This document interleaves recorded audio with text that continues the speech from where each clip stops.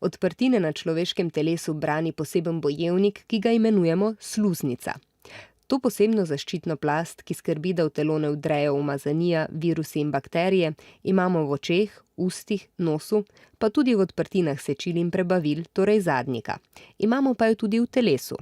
Sluznica na našem telesu izloča sluz, to je brezbarvno lepljivo tekočino, in to vsak dan kar 1 liter. Sluzi, ki nastane v nosu, rečemo smrkelj. Lepljiva tekočina lovi delce, ki med dihanjem zaidejo v nosno votlino in jih skuša ustaviti pred tem, da bi vstopili v telo vse do pljuč. Tisti bolj čvrsti smrkelj, ki ga nekateri mlajši otroci iz nosu kar izbezajo s prstom, nastane, ko se umazanija pomešana s sluzjo posuši in sprime. Večina stvari, ki jih sicer sluz ali smrkelj ujame, se počasi pomika proti našemu požiralniku in jih nevede pogoltnemo. Tako končajo v našem želodcu, kjer jih razgradi želodčna kislina. Nekaj pa jih izločimo tudi s kihanjem in kašljanjem. Ko pa smo prehlajeni, je smrklja veliko več. Toliko, da nam iz nosu kar teče.